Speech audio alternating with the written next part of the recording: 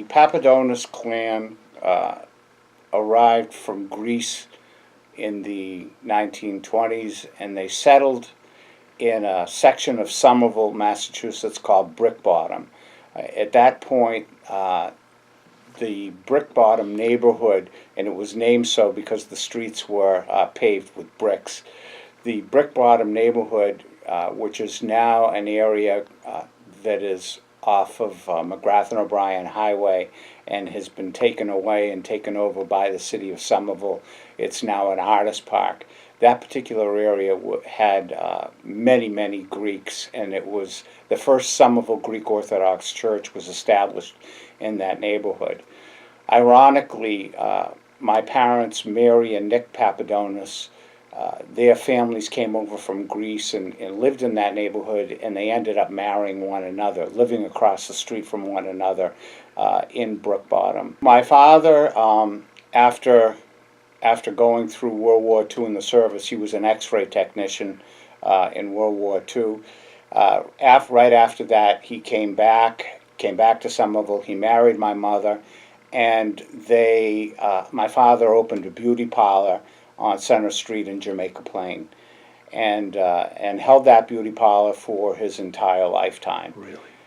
My mother, Mary, was a school teacher and taught for a brief time in Somerville, and then after we were born, my parents moved to Needham, Massachusetts, and that's how we ended up here at St. Demetrios, the original church in Newton Lower Falls. My mother was a school teacher and taught in Needham Public Schools for many, many years. In those early days, it was typical for the suburban Greek families to all go to the cathedral in Boston.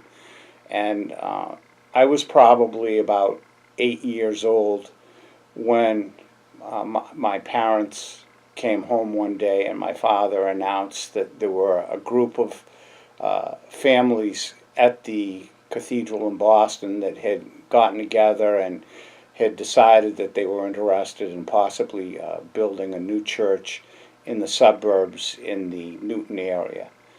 And at first, I remember vividly, being the oldest of three boys, I was not happy about the situation because my parents would take us to Sunday school at the cathedral every Sunday, and I had established many friends yes. at the cathedral, and I was upset about the fact that I thought, some of those were going to fall by the wayside. But in reality, they did not. Many of those friends that I had, they also came to this area. One of the neighbors next to the church owned a radio and television store called Loomis, I think it was Loomis TV, and it was 2 doors away from the original St. Demetrios Church in Newton Lower Falls. And at one point, he had an upstairs section to his store, and he had given it to the church to use for their Sunday school classes. And at that time, my mother was, at one point, the director of the Sunday school.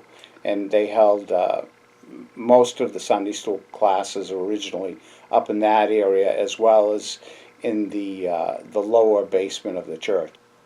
Historically, my parents' generation, Greek picnics were a really big deal. And I can remember the huge picnics that the cathedral would have. And at one point, they had them at a place called Pleasure Island that was in Wakefield, Massachusetts. Thousands and thousands of Greeks would go to this. Another one, the Somerville picnics for the Somerville Dormition Church were held at Camp Ararat in Maynard, Massachusetts. So the new founders of St. Demetrios and Newton Wellesley had this vision that they wanted to hold their own picnic. And being kind of in a suburban or close to an urban setting, they really didn't have an area, so they would hold their first picnics in back of the church, and they would call it Picnic on the Charles, because the Charles River flowed right through the backyard of the church. I also remember another picnic that was memorable, and that is that I think the Loomis family had purchased at one point an old PT boat, and they had a property on, and I was so young I can't remember, but they had a piece of property on an island off of Cape Cod, and it may well have been one of the Elizabethan Islands that was off of Falmouth and Woods Hole. And one year they actually trucked the entire church population from Falmouth to this island on a PT boat, and multiple trips from Falmouth over to the island, and held a massive Greek picnic on this island where and they had a lobster feast where they cooked lobsters outside on seaweed. So yes, there were picnics held. Where the Marriott sits today up the street was called Norumbega Park. Norumbega, still and, is, yes. And at that time, a gentleman who was also an early founder of the church, Mr. Canavas, and his family owned the Norumbega Park property. And the reason that it was so popular with the church was that originally, not only did Norumbega Park have the pond there where you could use pedal boats and canoes, but it was also an amusement park. So the church had the amusement park for their picnics use for an entire Sunday. Yeah, Peter Canavas. Peter Canavas was exactly correct. You know if any of these people are still living today? I do not. There was a Canavas who was also my generation. I was born in 1950, and he was born the same year, and I don't know if I've lost track of him.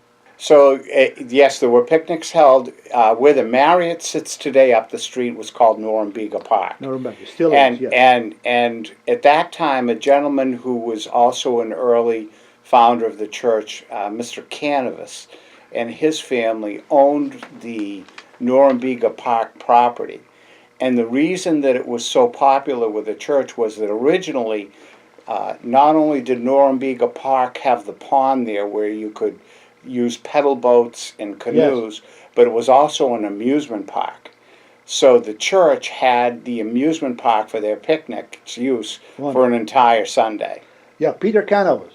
Peter Canavas was exactly correct. You know if any of these people are still living today? I do not. There was a Canavas who was also my generation. I was born in 1950, and he was born the same year, and I don't know if I've lost track of him. And then the priest that you remember the most was Father Bulgaris. Yes. He was very, very young, in the very early years of the church, and had a terrific following.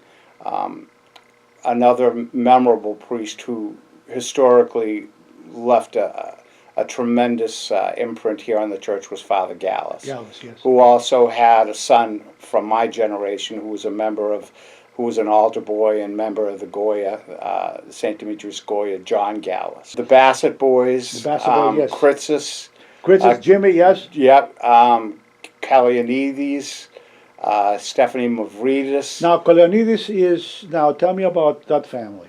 That's a large family. They actually, up until a couple of years ago, the family owned New England Tea and Coffee in Malden. And they came to St. Demetrios probably, I would say, around 1962 or 63.